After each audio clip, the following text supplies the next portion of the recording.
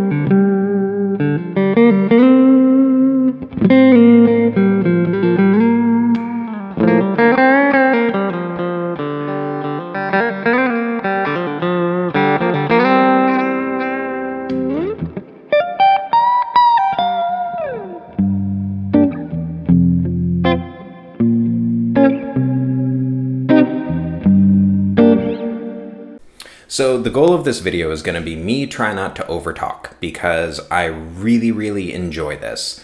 The first things to get out of the way. Hello, my name is Austin Randolph. If you like what I do, if you've seen my face before, I'd really appreciate if you could subscribe to the channel. It helps me out a lot on the back end, and the thing everybody says is that it costs you nothing, but it means the world to me.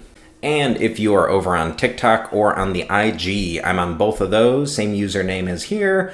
A lot more casual over there. So go give me a follow. And last but not least, these were sold out as soon as they released them, I think 5 months ago or something like that. I think it's usually in October, but they're back. So I'm going to include my Sweetwater link for this guitar down below in the description, as well as probably the amp that I'm playing through, which is a PV Classic 20. But if you want to scoop one of these up, I don't know if they're going to be available forever, especially at the price point that these are at. I put a video out a couple weeks ago about the best value Les Paul that money can buy, right? And it was the Epiphone 59 Les Paul. I still stand by that, and I still think that for most guitar players, that is still, the the best value that you're going to find. But I think this is my favorite. So this, I mean, you've read the title, but this is the Epiphone Joe Bonamassa 1955 Les Paul. So every October, Epiphone releases a, limited run of Joe Bonamassa signature guitars. An Epiphone recreation of one of the guitars in his collection, which he's got like a Jay Leno level collection of guitars, and it's all very tasteful. So usually they're cool guitars. What's been happening the last couple years that he's released them is this price point has kind of not exactly at a linear rate, it's gotten ramped up a lot. They've been very expensive the last few years. I don't know if they had problems moving them. I don't know if this was his decision. I have no idea. But this guy is like $800. So, we're off to a good start. But obviously, it's a P90 Les Paul, which I've never had a P90 Les Paul. So I figured I'd give it a try. And the faces that I'm making while I'm playing it, I swear to God, I'm not hamming it up. I have been having so much fun with this guitar. It feels like home. So let me try to look at that color. So, I bumped the mic, I'm very sorry. The color on this is called iridescent copper, which is why a lot of people are gravitating toward it and grabbing it, is that it's not a normal color on a Les Paul. In fact, it was only put on 5 of them, I think, for the 1955 NAMM show. And of course, Joe owns 3 of them. But historic, correct color, but they only made 5 of them. So that's cool. Getting to the guitar. We're talking about the instrument here, not just how much I like it. Starting at the top, you have the Kalamazoo style headstock. You have the vintage, definitely not Kluson, machine heads. You have a Laurel fretboard with medium jumbo frets, like, most Epiphones that you'll find. However, for what it's worth, I know there are still a lot of you guys that refuse to buy a Laurel fretboard guitar. It's a really, really attractive piece of Laurel. And it's still worlds above the Pau Ferro that Fender is still using on some of their budget stuff. Neck. You have a gloss polyfinish neck. The whole guitar is a polyfinish guitar. But neck profile feels exactly like, as enough to where I'd venture to guess it's the exact same neck profile that's on their 59 Les Paul. Because it plays like butter. It is one of my favorites that I've played, ironically. One of my favorite neck profiles that I have tucked away in my noggin is the 1959 Les Paul neck from Epiphone. And this feels exactly like that. It's that perfect, not too baseball bat, not 60 slim taper. It's just the perfect, do you have a medium man hand? It fits like a glove. I love it. And out of the box, setup was good. It's the normal, you just have to drop the action a tiny bit, at least for my personal preference. But you get your normal 3-way switch. You get these cool knobs on here. You get thumb bleeders, but these knobs have a cool kind of color. It looks like they put some of the same dye that's in the paint into the clear, speed knobs. And they kind of remind me of old Vegas poker chips or something. I don't know if that makes any sense at all, but they look cool. They look like they belong on the guitar. Body, it's really light. It's one of the lighter full body Les Pauls that I've played, which you see mahogany. It's a Les Paul, so it's made out of mahogany. You got the maple cap, but for what it's worth, feels like it only probably weighs 8 pounds or so. And here's what I'll say. These Epiphone P90s are nothing like the old Epiphone P90s that I've played. I played an SG special a while ago that I had that had Epiphone P90s. These are leaps and bounds better. I don't know what they changed, and it seems crazy that they're allocating, research and development, what's the R&D? Good God. Seems weird to allocate a bunch of R&D within Epiphone toward making a better P90 pickup, which is an old-timey pickup. But I think they did, because these P90s are so good.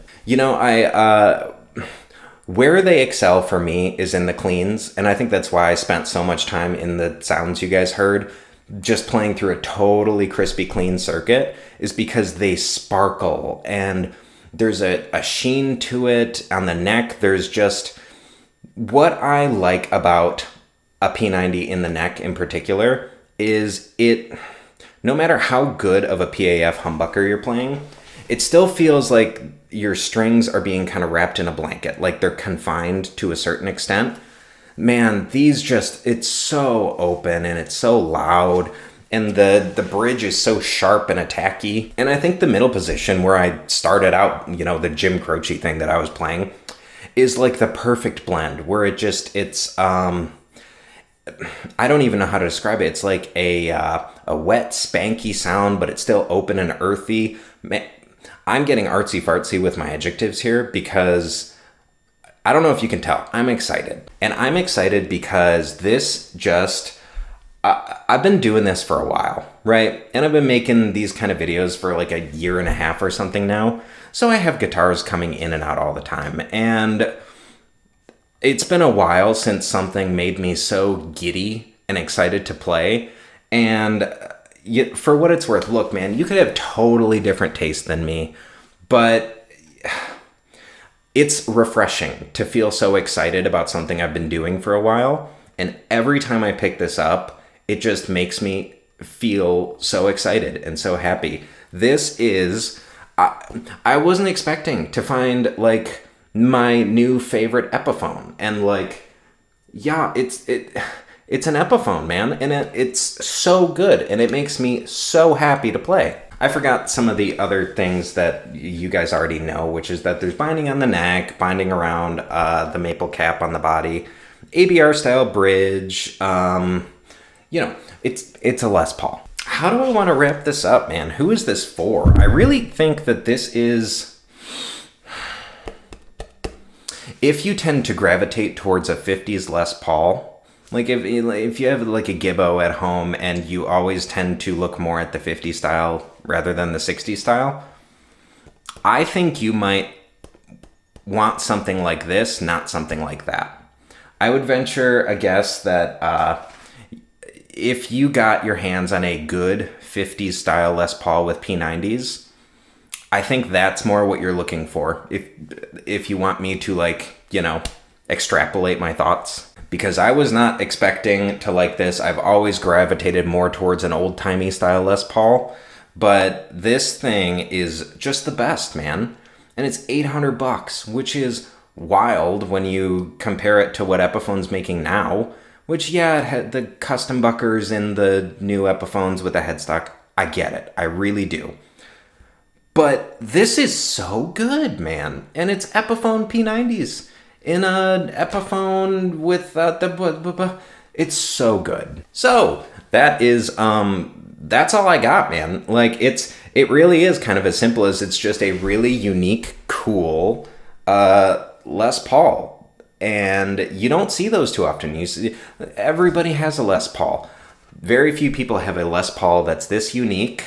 And I think I'm going to be hanging on to it for a long time, man. It scratched an itch that I didn't know I had. Please subscribe to the channel. My link down below. If you're curious about one of these things, I highly recommend scooping one up. I think you'll like it more than you think that you will. Even if you don't think you're a P90 guy, try it. But like I said, subscribe to the channel. Follow me on other socials. Do you have one of these? Give me a comment below. Let me know what you think. I have yet to hear a bad word from anybody that has one. If you've been thinking about it, let me know. If you hate P90s and you hate having fun and you despise other things that bring people joy, let me know in the comments as well. All is good for engagement. But that's all I got, everybody. I'm sure there'll be other videos, you know, where I have this guitar in it, but I did an initial playthrough because I loved the tones coming out of this thing, and I just wanted to get a, you know, review style video out faster than normal. So that's it, everybody. Take care, and I'll see you guys next week.